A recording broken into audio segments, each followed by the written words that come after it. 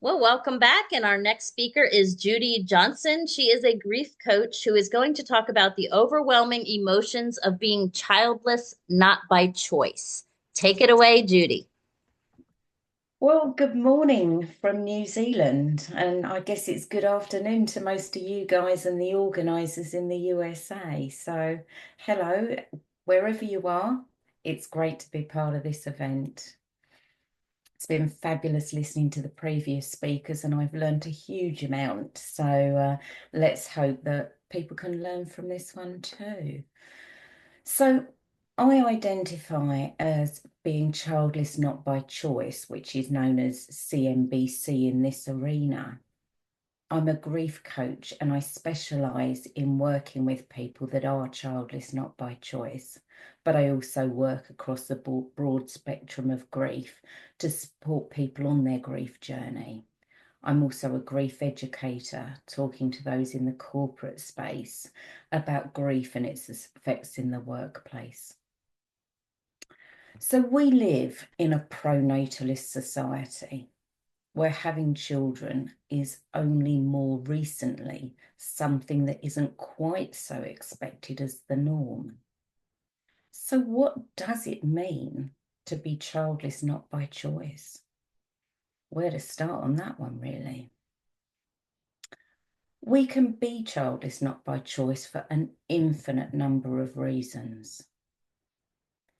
It can be because we had a dysfunctional childhood. It can be because we have a partner who doesn't want children. We might never have met the right person. Our partner might change their mind. There's the obvious cause of infertility and associated medical issues. There could be chronic ill health, there could be disability, there could be mental health issues. So why am I CNBC? Child is not by choice.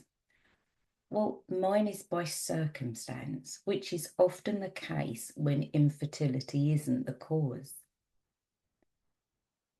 I had a childhood of benign neglect where my parents were unable to meet my emotional needs. And I know that this came up in one of the presentations a couple back. My mother was adamant that had she become pregnant after having me, she would have committed suicide, as my pregnancy and birth were so horrific for her. Now, while I imagined at the back of my mind that I would have a family, the mental scars of this and many similar comments throughout my childhood went deeper than I'd actually realised. Marry this with chronic illness starting in my teens, my entering into dysfunctional relationships to escape my family home, only to replicate my upbringing in those relationships, and a first husband who changed his mind about having children only 4 weeks after our wedding. The stories of those that are CNBC are generally complex. Often the cause of being childless is not singular, as with my own story. I finally felt safe enough in a relationship to have children at an age where realistically it was too late. And this is a fact echoed by many people that are childless.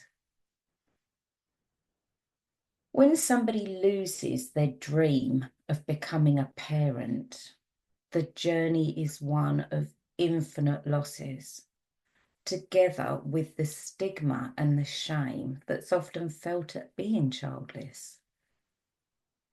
This can encompass the obvious: never having been pregnant, never holding our own baby, through not experiencing the first day at school, birthdays, sporting achievements, graduations, weddings, and the like.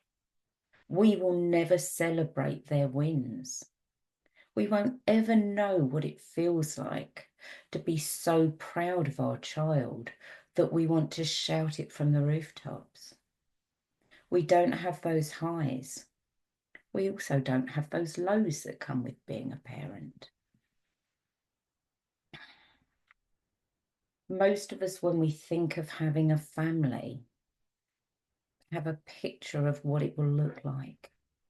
Maybe the perfect family unit, the fairy tale home, family holidays, family Sunday dinners, get-togethers, Christmases full of excitement. Of course, the dream never included the tantrums. It didn't include children covered in chocolate on a sugar high or any of the negatives. But it did likely include the larger family dynamic that we now feel completely left out of.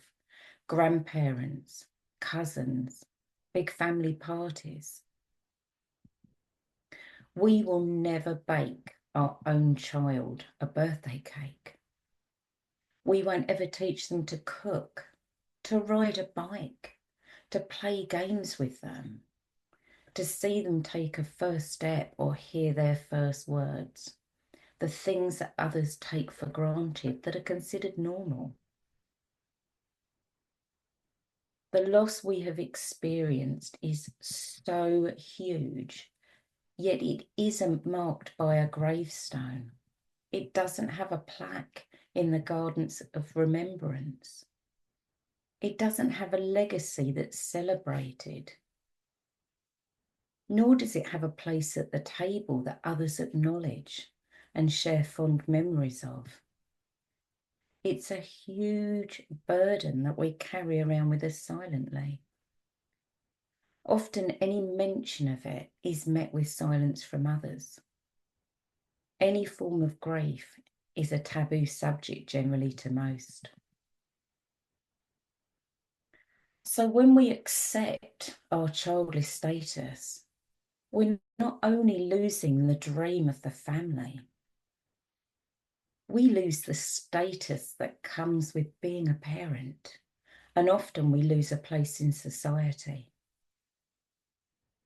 We don't make mum friends at the nursery or school gates, and we don't have these friends to share similar experiences with.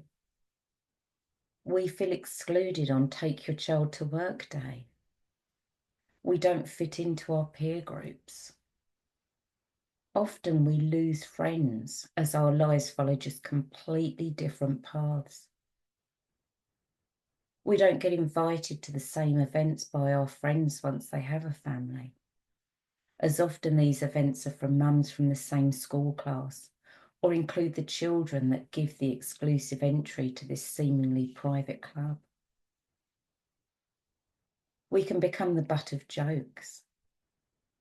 We've all heard the disparaging comments recently about crazy cat ladies and selfish ladies who don't have children. I don't need to tell you where those comments came from, do I? And these comments can be particularly harsh and hurtful to somebody who is childless. So how does it feel to be childless? We grieve the death of the life we thought we would have. When we identify that what we're feeling is grief, it's a relief. We know everything isn't right. We know we don't feel good. We know that we've lost our zest for life, but giving it a name gives it some validation. Grief is a lonely place to be, even in a crowd. Grief is incredibly isolating. Everyday events that others enjoy with their families can be so triggering. The triggers are random. They can't always be predicted. The grief around being childless just is not widely understood. The grief is ambiguous. It's disenfranchised. And it includes anxiety and panic during heightened emotions. It surrounds losing the future we expected to have, the future we dreamt about. Initially, the grief and hurt is simply painful and cloaked in extreme sadness. We can